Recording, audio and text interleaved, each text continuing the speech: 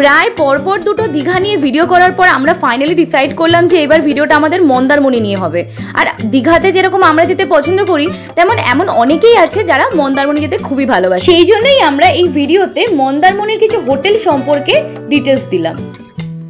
এইবার আমরা মন্দারমণি গেলাম হচ্ছে শৌলা ব্রিজ হয়ে। তোমরা যারা বাসে করে আসো তারা চাউলখোলা দিয়ে মন্দারমণি যাও। আমরাও চাউলখোলা দিয়ে যেতে পারতাম, কিন্তু আমরা যেহেতু বাইক নিয়ে গেছি সেই কারণে আমরা ভাবলাম যে একটা অন্য রুট হয়ে তোমাদের এবারে মন্দারমণি নিয়ে যাই।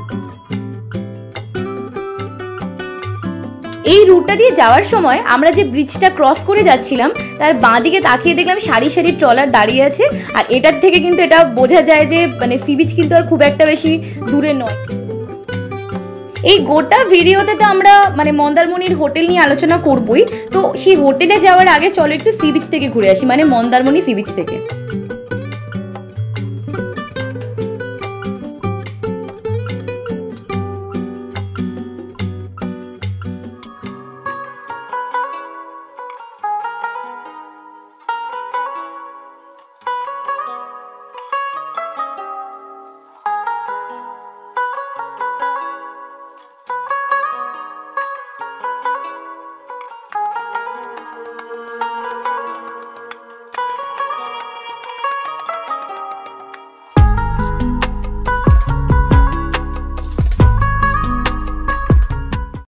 সি বিচে বেশ কেত মারার পর চলো এবার মন্দারমণি হোটেলের দিকে যাওয়া যাক। দেখো আমি রিসর্টগুলো জাস্ট তোমাদেরকে হালকা করে দেখিয়ে দিচ্ছি। দেখো এখানে বুকিং নাম্বার টাম্বার সব দেওয়া আছে। আর এই হচ্ছে রিসর্টটা, দেখে নাও।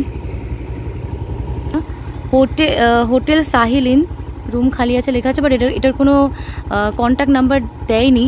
তো যাই হোক, এইটার অপোজিটেই এইটার অপোজিটেই এই হোটেলটা, তোমরা এখানে এসে সার্চ করতে পারো। এটা একটা রিসর্ট।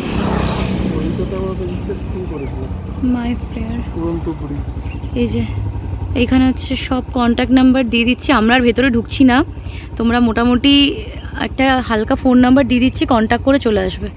এটা একটা এখানে কোন আছে,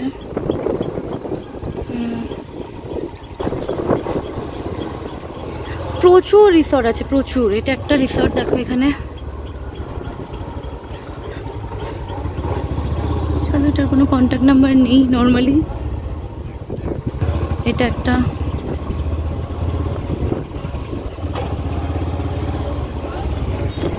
আচ্ছা, এটা একটা বিচ রিসর্ট কাম স্পা। এই যে এখানে দেখা যাচ্ছে, আমি দেখিয়ে দিচ্ছি।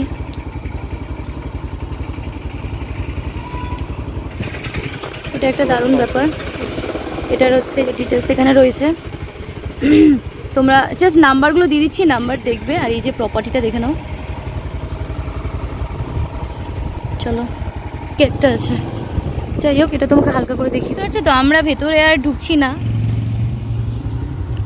তা রুম খালি আছে নেই না? এটা আরেকটা। এর ভেতরে দেখো কি কি আছে, দেখো রুম টুম তো রয়েছে, তার মধ্যে দেখো সুইমিং পুল আছে, প্রাইভেট বিচ আছে। মানে তাকে বা রিসর্টটাকে আরামসে 5 স্টার হোটেল বলতেই পারো, যেহেতু সুইমিং পুল আছে। তো চলো ওদিকে যাওয়া যাক। Nice property. এখানেও অনেক কিছু দিয়েছে, বাট আনফর্চুনেটলি এখানে অনেক কিছু দিয়েছে, কিন্তু এটা এখানে কন্ট্যাক্ট নাম্বারটা শেয়ার না করেছে। এই যে কন্ট্যাক্ট নাম্বার আছে, দেখে নাও।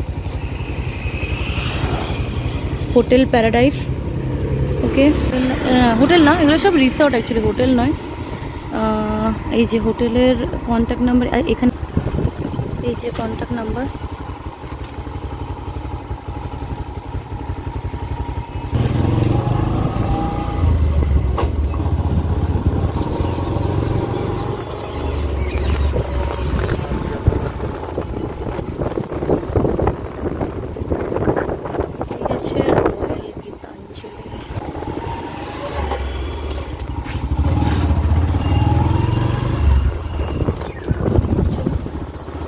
আগে বিচ দেখো তারপরে।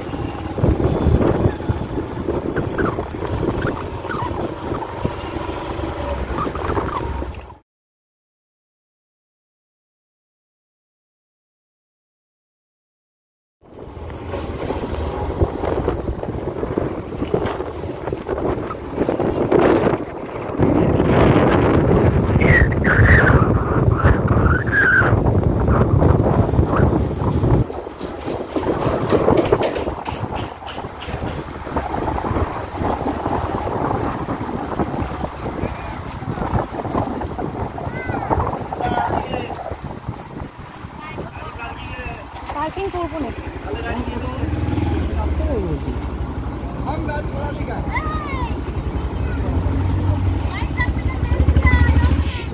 সাগরকাঠি ও এরও কোনো নাম্বার একটা কথা বলি যে এখানে মোটামুটি হাইফাই কিছু হোটেল বা কিছু রিসর্টের ছবি বা মানে ভিডিও বা নাম্বারটা তোমাদেরকে দিয়ে দিয়েছি, কিন্তু তোমাদের মনে প্রশ্ন আসবে যে এটার কোনো বাজেট আমরা মেনশন করিনি। কারণ সবথেকে বড় কথা, বাজেট মেনশন করে কোনো লাভ নেই। দুদিন পরে বাজেট কম বেশি হয়ে যায়, এরকম বাজেট বলবো, তারপরে বলবে বাজেট চেঞ্জ হয়ে গেছে। আর এখানকার যা ব্যবস্থা বুঝতে পারলাম, এরা মনে হয় লোক দেখে দেখে বাজেট ওপর নিচ হয়ে যায়, ঠিক আছে।